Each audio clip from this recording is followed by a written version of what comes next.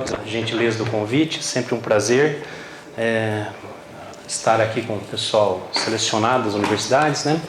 Então, eu hoje trouxe um tema, que é um tema que tem sido algo assim bastante importante com relação ao panorama que a gente vem enfrentando, principalmente nos últimos 2 ou 3 anos para cá. Quando eu fiz a apresentação o ano passado, nesse mesmo evento, eu falei bastante de algo que está muito relacionado com o que eu vou falar hoje, que foi principalmente a questão do Stuxnet e o que isso representou como evento alterador do ritmo de segurança no contexto de toda a indústria em geral, né?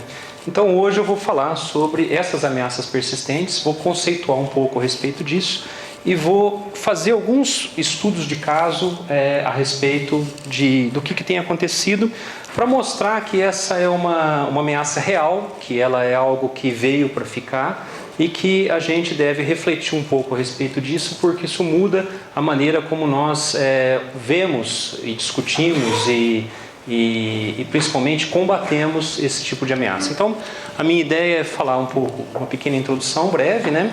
Falar sobre os componentes humanos que envolvem essas ameaças, que é uma coisa que sempre eu gosto de refletir um pouco.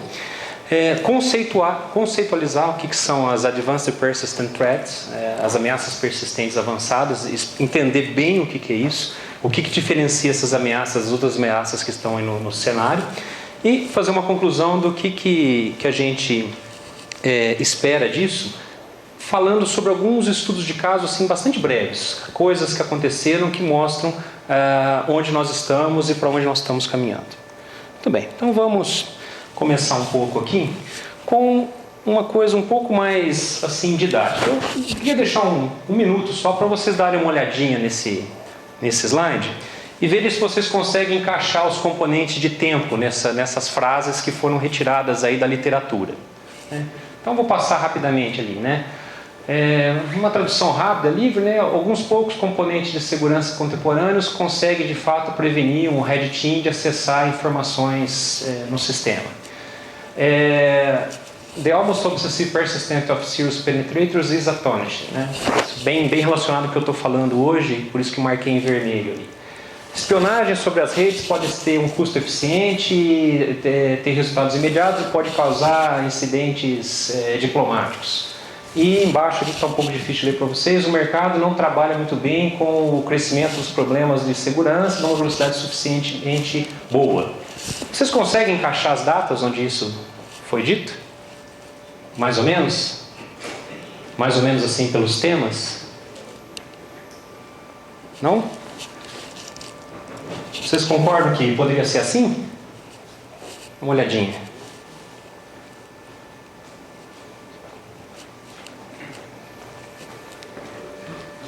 Primeiro ali em 2010, né, os controles de segurança não tão eficientes. Em 2013 a questão das ameaças persistentes, ano passado.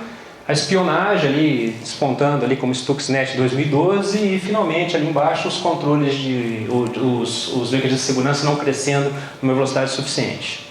O que vocês acham, tá bom? E se eu disser para vocês que foi retirado dessas publicações? Então, a minha provocação inicial aqui é que nós ainda estamos precisando de outros tipos de reação. O que nós estamos discutindo hoje, que poderia ser pensado em termos dessas datas, numa leitura rápida, na verdade, foram retiradas desses lugares. Então, nós temos aí 79, 88, 91, nós estamos falando de uma década, nós estamos enfrentando os problemas que nós enfrentamos hoje há uma década, praticamente uma década. Então, o que nós podemos fazer enquanto elementos dessa cadeia de segurança para provocar que essas coisas melhorem? Então, que na verdade nós enfrentamos isso uma questão que nós continuando no Velho Oeste. A única diferença é que a gente não assalta mais diligência, nem trem pagador, e assalta computadores, de uma forma geral, ou rede, de uma forma geral. Então, o que tem caracterizado hoje é que esses cyberataques eles têm sido muito rápidos, em volume muito grande, às vezes eles acontecem lentamente, mas eles acontecem de uma forma meio selvagem, que depende de uma reação apropriada, e se você não tiver preparado para sacar rápido e ter a reação apropriada, você não consegue se defender. Basicamente não muda nada que nós tínhamos aí há um bom tempo atrás. Então, tem uma coisa assim que é bem paradoxal nisso tudo, é o seguinte, é que da mesma forma que os computadores levam a essa situação de risco, né? Essa natureza de complexidade tecnológica, ela dá aos atacantes e às pessoas com má intenção uma vantagem, uma superioridade tecnológica que ela é diferente do que vinha acontecendo. Então, isso vem num crescente, né? Então, essa superioridade tecnológica do atacante, ela precisa ser sobrepujada com os métodos adequados, que são parte dos componentes humanos da segurança de uma forma geral. Então, essa questão dessa superioridade tecnológica, ela pesa de forma assim muito grande sobre os usuários normais, das pessoas que estão usando a internet ali no dia a dia.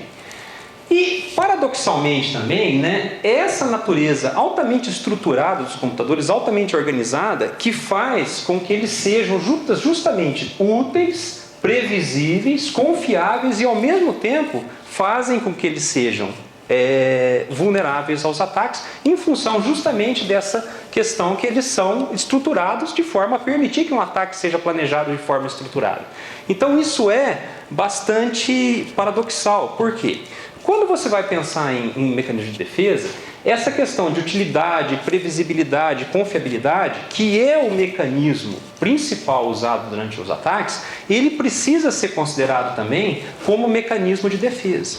Então, o que acontece? Você ter a capacidade de usar aquilo que os atacantes usam para caracterizar um mecanismo de defesa é hoje uma prática extremamente discutida e é o que tem sido feito hoje de mais moderno em termos de segurança. Ou seja, você usar as mesmas técnicas para você permitir que você engane, que você crie subterfúgios, que você proteja, que você desvie o tráfego e que você, em tese, contra-ataque.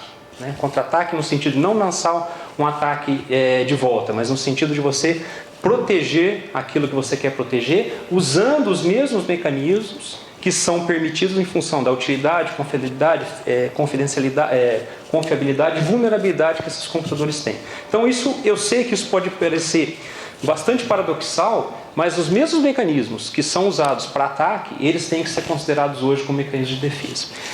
E é aí que esse componente humano ele se torna algo importante. Por quê? Porque uma vez que você tem aquelas características ali que eu discuti, onde é que as coisas começam a falhar? Você tem falhas em vários aspectos, e são esses aspectos que precisam ser considerados quando os senhores e senhoras olham para as suas redes acadêmicas, olham para os seus dispositivos, olham para aquelas coisas que estão conectadas, que são as falhas, principalmente em seguir best practices, as melhores práticas, né? Nós estamos cansados de ver isso, né?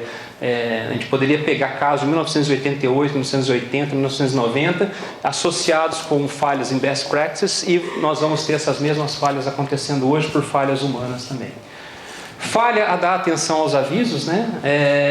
Uma semana depois de lançado um alerta significativamente importante a respeito do Heartbleed, um percentual significativo de máquinas em torno da internet não foram ajustadas até hoje, e muito pior, muitas instituições, organizações, elas simplesmente ignoraram o problema sem sequer emitir um alerta para os seus usuários, né? Então, isso é uma falha, você não só seguir best practice, mas você dizer o seguinte: olha, o gato subiu no telhado, presta atenção que vai acontecer alguma coisa, né? Então, você falha, as falhas acontecem aí.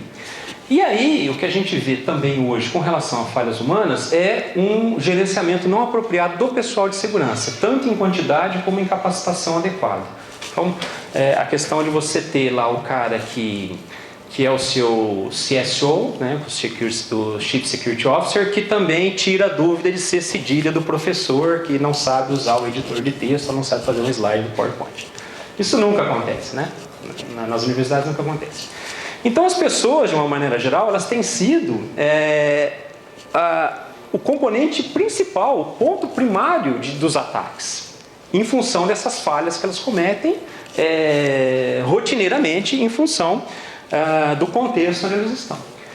E aí o que acontece? Essas falhas humanas, elas são, na verdade, transportadas para dentro dos softwares, para dentro dos sistemas. Por quê? Porque os sistemas, os softwares, as redes, elas são a semelhança daqueles que as fazem, daqueles que as configuram, daqueles que as preparam. Então, esse é um debate que eu gostaria de usar como introdução para isso que eu estou falando, porque essa mesma falhabilidade humana, essa mesma característica, ela deve ser usada como componente de segurança, considerando que o atacante também falha. Então, essas mesmas características, esses mesmos modelos, eles podem ser aplicados com sucesso a isso. Então, como início dessa discussão, eu gostaria de fazer essa reflexão. Muito bem, então eu vou elevar um pouco aqui a discussão do ponto de vista técnico. Falei sobre componentes humanos, eu vou falar o que são essas APTs e vou procurar contextualizar isso um pouco com vocês para mostrar o que está acontecendo. Então, o que são as Advanced Persistent Threats ou simplesmente APTs? Bom, por agora eu já espero que vocês tenham ouvido falar pelo menos um caso disso nessa altura. Então, eu espero que vocês já tenham ouvido falar sobre isso. Bom, essas ameaças persistentes, pelo que nós temos visto nos últimos 2 ou 3 anos, elas realmente vieram para ficar. Elas são elementos assim que estão beliscando a nossa infraestrutura constantemente. Elas estão testando a nossa infraestrutura constantemente e, na maioria das vezes, pela que nós vemos na literatura e pelo que nós vemos na história recente, com sucesso. Entretanto, a discussão que eu vou fazer aqui vai mostrar também que nem tanta coisa assim mudou com relação a essas ameaças. Por quê? Ainda que, eu vou discutir isso um pouco agora, logo em seguida, ainda que muitas dessas coisas aí tenham um panorama novo do ponto de vista tecnológico, grande parte desses ataques continuam usando como vetores coisas que são usadas há 10 anos, que são basicamente engenharia social, você enganar, você subverter alguma coisa, ou seja, essas ameaças persistentes, elas diferem um pouco mais na maneira como elas são organizadas, e é isso que eu vou discutir um pouco com relação a isso. Muito bem. Então, o que eu quero dizer é que, na verdade, a parte A de Advanced, ela não é tão avançada como possa parecer. Isso é só um nome que foi dado. Só existe uma parte de fato avançada, e aí eu vou falar em alguns casos que realmente existe isso, quando essas ameaças persistentes avançadas, elas têm algum componente que foi preparado especialmente, foi desenhado como ferramenta de ataque específica, né? No caso, por exemplo, um exploit ou um zero day específico para aquele caso. Mas o que eu queria dizer é que esse avançado, ele não é assim tão avançado como se pensa do ponto de vista tecnológico. Em alguns casos sim, mas a maioria dos componentes de um APT, ele é um componente old fashion, um componente à moda antiga, e é isso que eu vou discutir um pouco com vocês. Muito bem. Na verdade, quando a gente fala disso, a maioria dos ataques que nós temos hoje, eles têm alguma componente de persistência. Ou seja, eles têm uma insistência. Eles vão fazendo com que aquela tentativa de roubar algo, de invadir ou subverter, ela persista durante um tempo e muitas vezes com um certo nível de sucesso. Então, de uma forma geral, você pode dizer que uma grande parte dessas ameaças atuais, elas são PT, né? Sem querer fazer um trocadilho, infelizmente não tem jeito. São persistentes no tempo. Mas a questão o que vai diferir uma APT, de fato, de uma ameaça persistente no tempo? Ou seja, onde que entra esse A e onde que eu tenho simplesmente um ataque convencional que persista no tempo? Muito bem, para discutir um pouco a respeito disso, eu vou discutir os 3 conceitos passo a passo, dentro do que nós estamos falando, dentro de ameaças mesmo. Bom, onde é que entra a parte de advanced nisso? Onde é que entra a parte avançada? O que acontece com relação à parte avançada é que os operadores desse tipo de ataque, eles usam um espectro total de técnicas de inteligência. Todas as técnicas de inteligência. Isso vai desde engenharia social básica passando até por telefonia, grampo telefônico, foto de satélite, qualquer tipo de informação que você consiga fazer gathering, que você consiga coletar.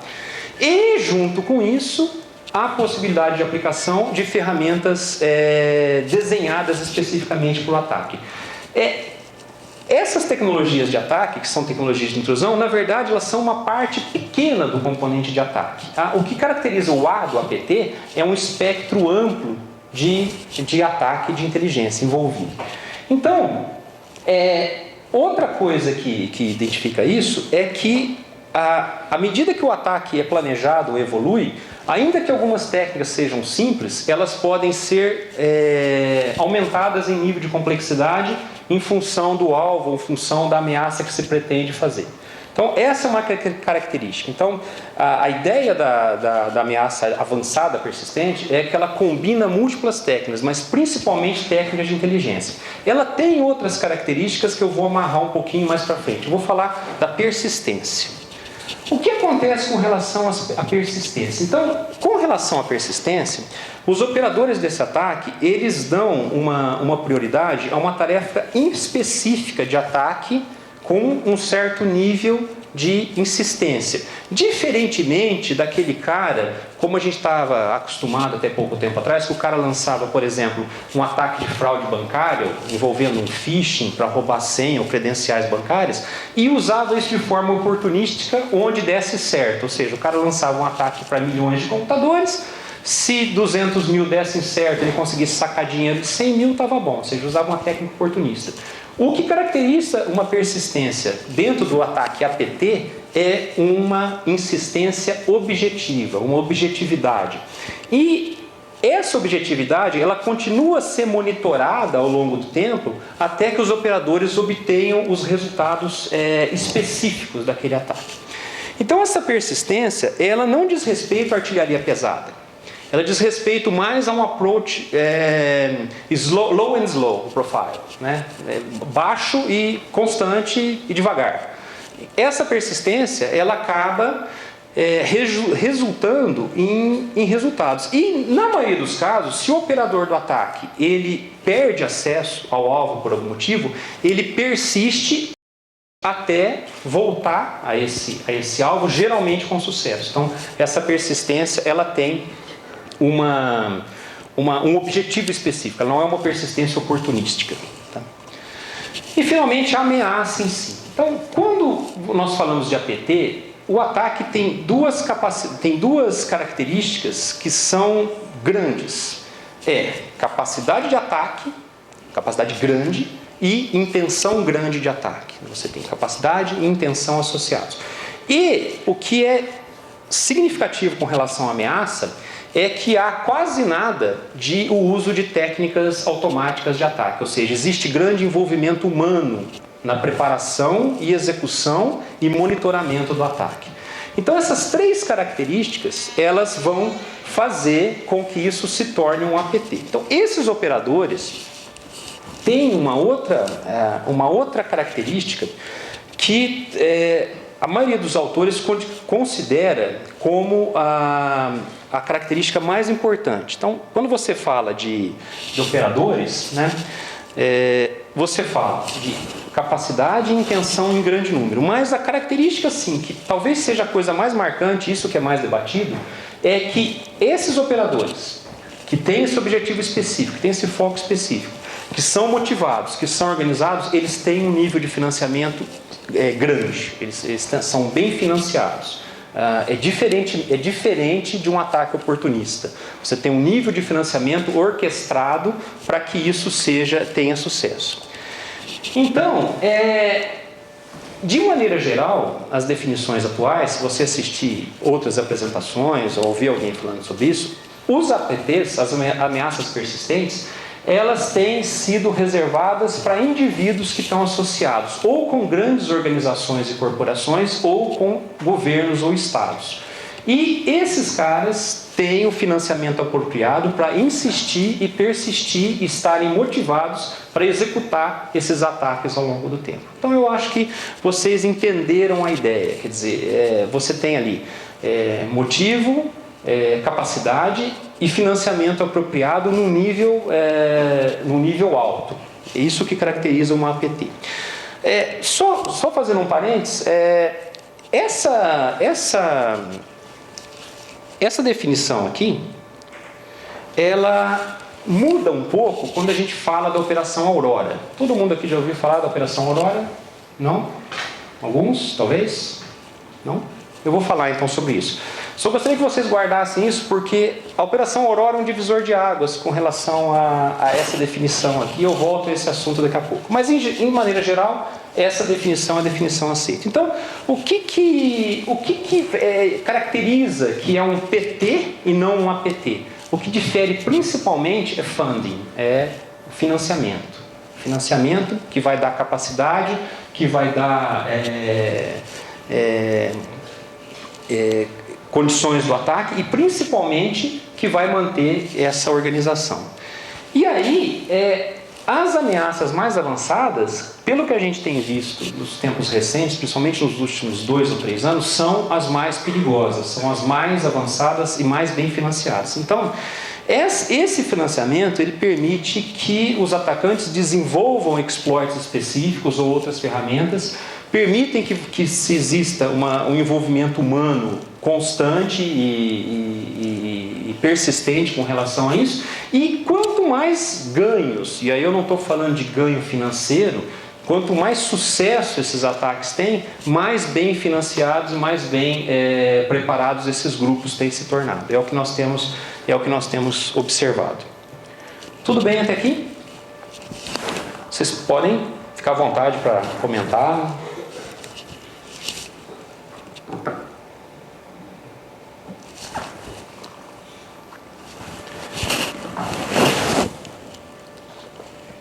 Muito bom. Então, caracterizei, falei sobre os APTs, o que mostra as características deles e como que os analistas de segurança têm discutido essas questões ao longo do tempo.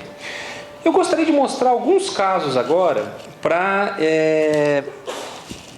ilustrar o que nós estamos falando, tá? E mostrar o que está se passando. Então, vou falar sobre 7. Eu gosto desse número 7 porque é sempre bom usar 7. Tese, é bom ter 7 capítulos, essas coisas. Bom, o primeiro, eu creio que os senhores e as senhoras conheçam, né? Todos conhecem esse caso? Sim? É clássico. É um caso clássico, né? Do nosso tempo, né? Esse tempo aí que a internet era lenha. Basicamente, é um caso que acontecido em 1986. É o primeiro caso de ataque persistente, ainda que não se soubesse que isso era um APT, que era um ataque persistente no tempo, que mostra um caso que é um hacker chamado Marcus Hess, é o nome de guerra dele, aí, que é o nickname. Esse cara, ele vendia sistematicamente segredos que ele roubava de computadores de instalações científicas e militares americanas para a KGB. Em 1986, isso durou muitos meses, mais de um ano. Como é que esse ataque foi percebido? Ele foi percebido por uma falha de contabilidade no mainframe. Por acaso, esse cara, Clifford Stokes, escreveu aquele livro, que é um livro interessante que conta essa história. Ele encontra um erro de contabilidade, na verdade, o chefe dele pede para que ele verifique um erro de contabilidade, porque você pagava por MIPS, né? Em mainframe você ainda paga por MIPS, né? E estava dando um erro de contabilidade em algumas contas. E ele começa a investigar esse erro de contabilidade e ele começa a traçar as conexões que vinham para o mainframe dele em vários horários, em várias situações e isso se mostrou como que havia uma invasão de fato, e ele conseguiu montar toda o trace do que estava acontecendo, e isso envolvia assim, dezenas e dezenas de computadores nos Estados Unidos. Curiosamente, Clifford Stowe, ele alertou um monte de gente sobre isso, e ninguém prestou muita atenção sobre isso na época. Só o Departamento de Justiça americano que deu um pouco de atenção sobre isso. Ele avisou todo mundo que isso estava acontecendo. Isso, no final das contas, acabou com a prisão do Marcus Hess, que operava a partir de Hannover, na Alemanha Oriental. E ele foi provado, então, que ele vendia isso rotineiramente. Então, se vocês depois tiverem interesse de ler sobre isso, né, esse livro aí conta a história disso muito bem. Bom, andando um pouquinho mais, e isso não é um ataque persistente, mas eu só coloquei esse slide aqui para mostrar o nível de preocupação que isso tem já há algum tempo em outros lugares. É que em 1997, o Estado-Maior americano das Forças Armadas, eles executaram uma operação chamada NIEX. Essa operação NIEX é um tipo de operação que é feita sem conhecimento das outras partes, ou seja, ela simula uma situação real de ataque. E um grupo restrito de operadores, eles ganharam acesso em 1997 a 36 redes governamentais americanas. Isso gerou assim, uma grande preocupação em 1997 com relação a isso. Então, em 1997, houve uma prova conceitual que, ainda que não se chamassem ataques persistentes no tempo, houve uma prova conceitual que esses ataques eram possíveis e eles eram uma situação de risco para a infraestrutura de rede americana. Então eles tomaram o controle do comando do Pacífico, várias centrais elétricas. Eu estou citando isso porque se alguém que tiver interesse em estudar ou está escrevendo uma tese sobre o tema, tal, é uma coisa assim, que está relacionada com o que nós estamos falando. Muito bem. O primeiro ataque descoberto que realmente foi comprovado e recebeu uma denominação de ataque persistente no tempo, ainda que não tivesse esse nome de APT, foi um ataque que é bem conhecido, chamado Moonlight Maze. Então, esse Moonlight Maze, supõe-se hoje que ele aconteceu entre 98 e 99, tendo sido descoberto no final de 99 por mero acaso, a partir de instalações da NASA. Esse ataque, ele envolveu assim, uma quantidade grande de computadores e se sabe hoje que ele aconteceu de 99 e 98 e ele foi investigado intensamente até 2003. A maioria dos detalhes desse ataque, eles permanecem confidenciais, permanecem classificados. Então, o trace desse ataque leva a um mainframe da antiga União Soviética, nós estamos falando de 1999, mas de fato os operadores desse ataque nunca foram descobertos. Ele permaneceu durante muito tempo e o foco era exatamente informações científicas de instalações de pesquisa, começando na NASA, espalhando por várias universidades americanas. Outro caso que eu escolhi, são vários casos desses, eu escolhi alguns só, é o Staccato. O Staccato é emblemático porque ele aconteceu de dezembro de 2003 a maio de 2005, durante 2 anos. E os atacantes tomaram o controle do Teragrid. Conhece o Teragrid?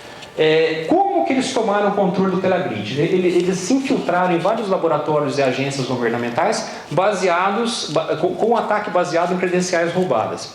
Só que eu não estou dizendo credencial roubada de username e senha. Usuário Adriano, senha Adriano 123. Nós estamos falando de um ataque aos certificados digitais do Teragrid. Então isso compromete toda a infraestrutura de validação, tanto de processos que eram executados no grid, como de acessos, níveis de acesso. Então isso permitiu um escalonamento de privilégio. Esse ataque, ele foi descoberto só em 2005. É curioso porque esse ataque, ele resultou na prisão de um menino de 16 anos e esse processo ele encontra-se em andamento até hoje. Ele foi preso, pelo que se tem notícia, ele continua preso, e o que se tem com relação a isso é que não seria possível que essa pessoa sozinha tivesse perpetrado o nível de ataque que se supõe que ele tenha feito. Então, por que eu estou mostrando aqui? Porque ele é considerado um APT, porque ele tem um nível de organização que não poderia ter sido feito por uma pessoa só. E é um tipo de ataque que teve relação exatamente com coisas que são do nosso dia a dia, com grid, com supercomputação e assim por diante. Agora, o que tem mais de surpreendente com relação a esse ataque, e é por isso que se considera que não poderia ser feito por uma pessoa sozinha, é que esse ataque permitiu que os atacantes obtivessem acesso e injetassem código malicioso no Cisco IOS, entre 2004 e 2005.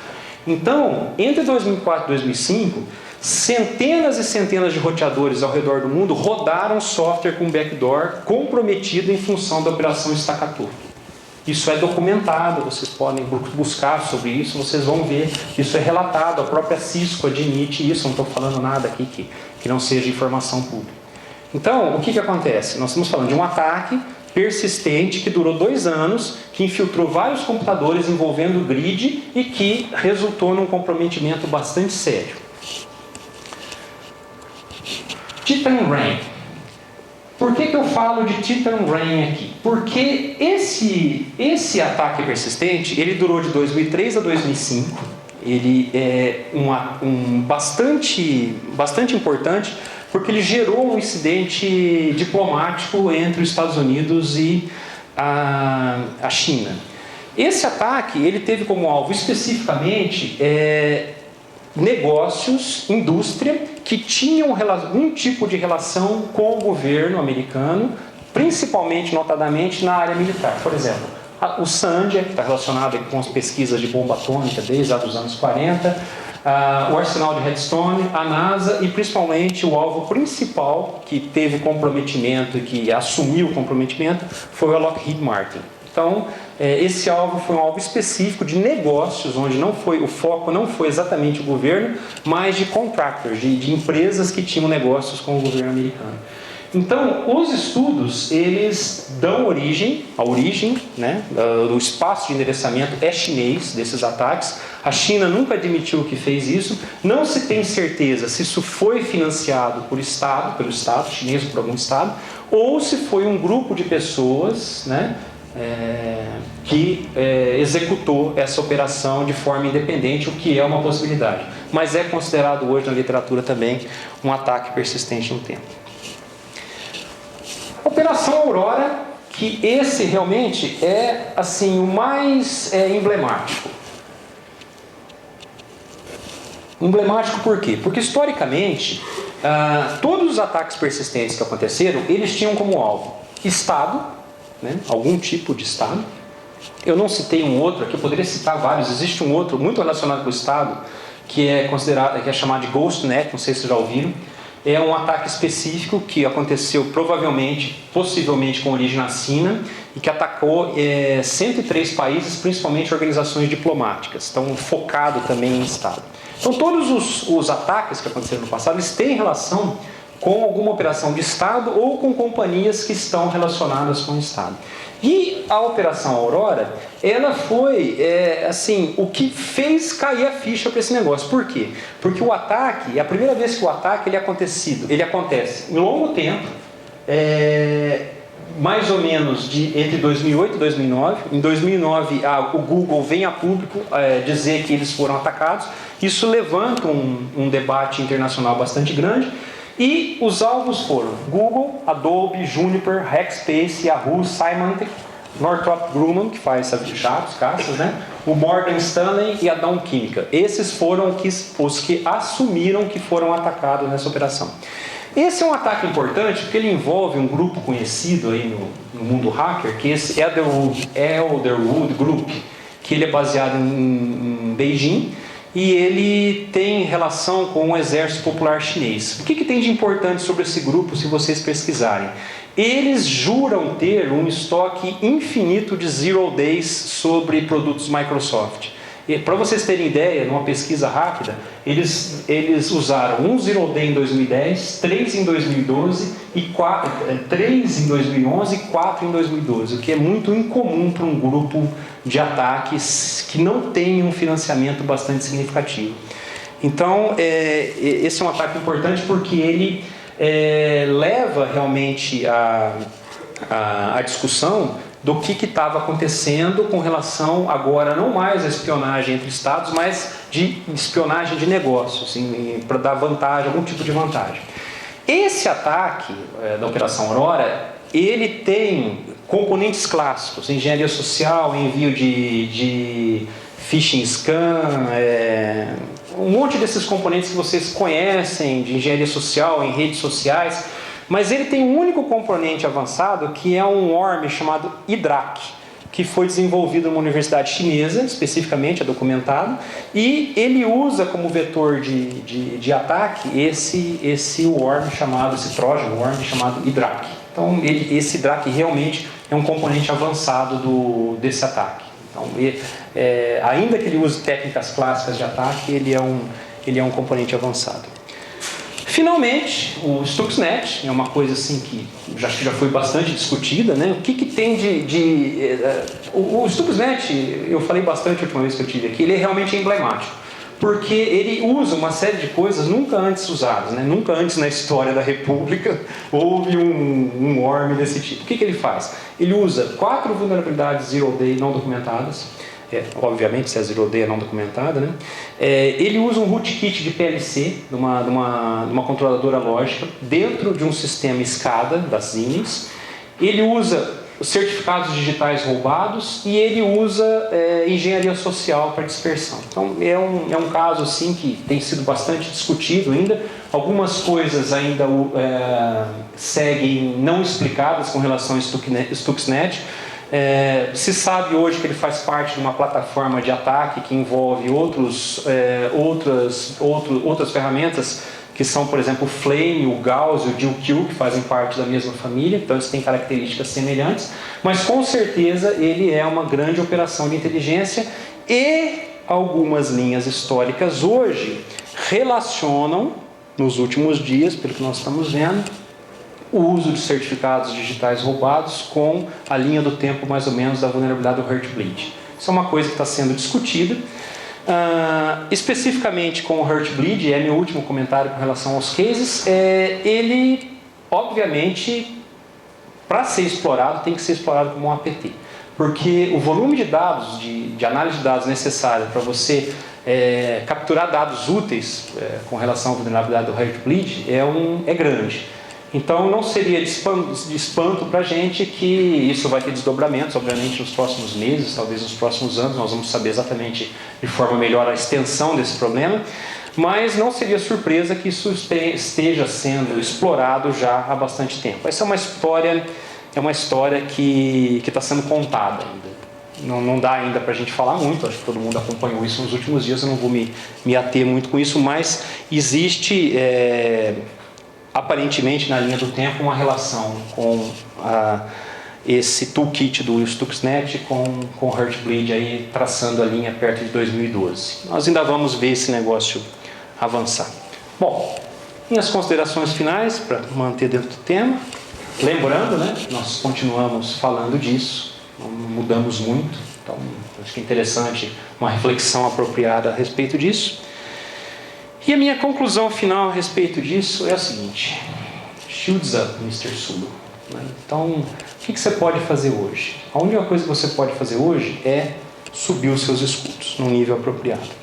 O que eu estou vendo, e essa é a minha conclusão. Durante muito tempo eu fui um defensor da análise humana, quando a análise humana era possível de ser feita. O que nós estamos vendo hoje são ataques que são sofisticados, que fornecem uma quantidade muito grande de informações a serem tratadas dentro de janelas de tempo muito pequenas. Então, o que está acontecendo? Os analistas de segurança, sem as ferramentas apropriadas, não conseguem mais dar conta de duas coisas: da análise e, principalmente, da contramedida. É o que está acontecendo hoje. Então, o que você poderia dizer? Um CIEM me ajuda congregar todos os dados dos meus sensores, dos meus detectores? Tudo bem, ajuda. Quem que vai olhar isso? Quem vai tomar a decisão de que filtro apropriado aplicar? Quem vai tomar a decisão de aplicar o patch correto? Ou seja, essa análise ela tem se tornado muito complicada. Então, como essas ameaças mudam muito rapidamente, aquela ideia de você simplesmente analisar tudo manualmente, a gente tem visto na pesquisa que a gente faz, no dia a dia nosso, que ela tem se tornado inviável. Então, a necessidade de você ter algo que responda de forma apropriada, ou seja, você juntar técnicas. A junção de técnicas de inteligência e de contramedidas, ele é um fator determinante em função daquilo que eu falei no começo, que os computadores permitem fazer com relação à previsibilidade, à organização, à estrutura, que levam às vulnerabilidades, mas que são também elementos importantes para que você adote as contramedidas apropriadas na sua rede. E aí nós não estamos falando simplesmente de computadores, mas de todo tipo de dispositivo que está conectado. Então, a minha mensagem final realmente é essa mensagem aqui. A gente precisa hoje de uma análise apropriada de inteligência, a gente precisa de uma análise de cyberinteligência apropriada, feita em escala industrial. Não dá mais para a gente lidar com isso sem o tratamento adequado. Então, isso é o que eu gostaria de discutir com vocês. Talvez a gente tenha tempo para alguma discussão. Em cima do 40 minutos exatos aí, para não dizer que eu falei nem um segundo a mais. Muito bem. Então, perguntas? Passa, né? Depois eu vou fazer uma pergunta para mim mesmo. Obrigado. E eu vou falar assim, posso pensar? Bom dia, Sandro. A instituição e... só para saber. Meu nome é Sandro, eu sou da Banditec. Pois não. Na sua experiência, nos seus últimos trabalhos, qual é a percepção da evolução de uso de técnicas furtivas ou técnicas de florescência no desenvolvimento de ferramentas para esses ataques persistentes? Assim, como é a sua visão em relação a ameaças combinadas, esse tipo de coisa? Perfeito, boa, excelente questão. Sem dúvida é o que é necessário. As técnicas furtivas e de counter-deception, counter-intelligence, elas têm crescido muito nos últimos 2 anos. Você adotar as medidas furtivas, elas são necessárias hoje em dia. Você falou sobre forense. Forense não é uma coisa que eu tenho muita experiência. O que eu posso te falar é sobre a mitigação de ataque. Eu diria o seguinte: se tem uma coisa hoje para ser estudada, é estudar deception. Você estudar contramedidas e a preparação de contramedidas reativas baseadas em informações de inteligência. E quando eu falo de inteligência, quando possível, automatizada. Porque não dá mais o volume, não dá mais para fazer na mão. Eu queria fazer uma pergunta para vocês. Quantos de vocês, nas suas instituições, receberam um alerta sobre o Heartbleed? 2, 3, 50%. Bom, muito bom. Fico feliz. Aqui na Faculdade de Liderança, nós recebemos uma informação de um laboratório aí da Unesp, não sei, acho que... Não, mas aí foi circunstancial. Você foi por acaso, essa não conta. Nós aqui, a primeira informação que veio foi a dele, né, do ato, né, foi do laboratório. Assim que você divulgou isso daí, nós recebemos sua informação e o Maurício já divulgou aqui internamente e já aplicou os patches e tal. Bom, muito bom então.